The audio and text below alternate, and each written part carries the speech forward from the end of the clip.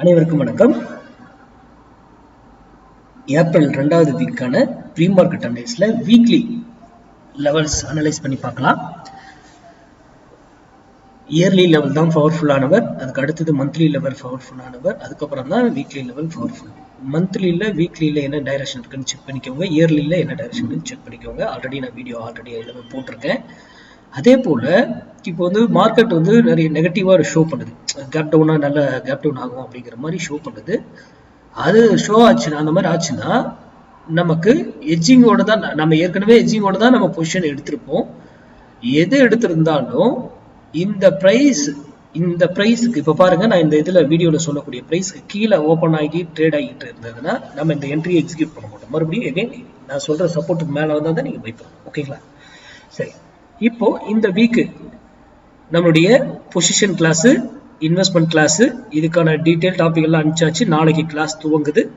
அதுக்கான என்ரோல் பண்ணுறவங்க எனக்கு மெசேஜ் பண்ணி அக்கௌண்ட் டீட்டெயில் வாங்கி அதுக்கு பே பண்ணிட்டு எனக்கு அந்த ஸ்க்ரீன்ஷாட்டை ஷேர் பண்ணுங்க. ஓகேங்களா?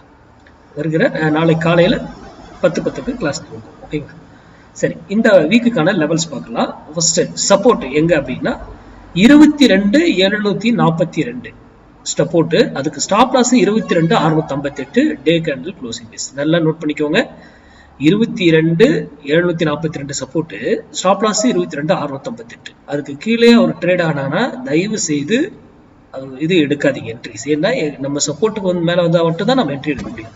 அதுக்கு கீழே ஓப்பன் ஆகிட்டானா பிரச்சனையே நமக்கு கிடையாது. மார்க்கெட்டு அதே டைரக்ஷனில் கீழே போவதற்கான வாய்ப்புகள் இருக்கலாம் மேபி. ஓகேங்களா? சப்போர்ட். அதே ரெசிஸ்டன்ஸ் கேப் அப் மேலே ஓப்பன் ஆகுது அப்படின்னா 23,142 போனால் resistance, stop loss 23,252. Stop loss அனைத்துமே டே கேண்டில் க்ளோசிங் பேஸ்ல தான் ஸ்டாப் லாஸ். ஓகேங்களா?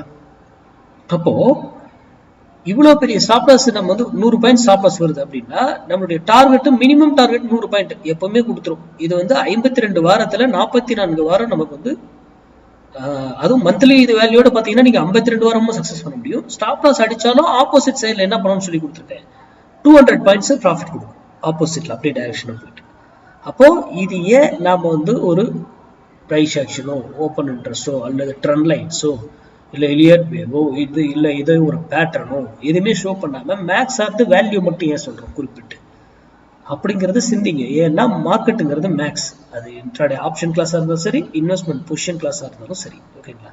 இப்போ அதை சார்ந்து படித்து புரிந்து தெரிந்து கொண்டு அதுக்கப்புறம் ட்ரேட் பண்ணுங்க. யூடியூப்ல யாரு கொடுக்குறாங்கன்றதுக்காகலாம் நம்பாதீங்க, இன்க்ளூடிங் மீ, நான் உங்களுக்கு சேர்த்துதான். நன்றி, வணக்கம், வாழ்க வளமுடன்.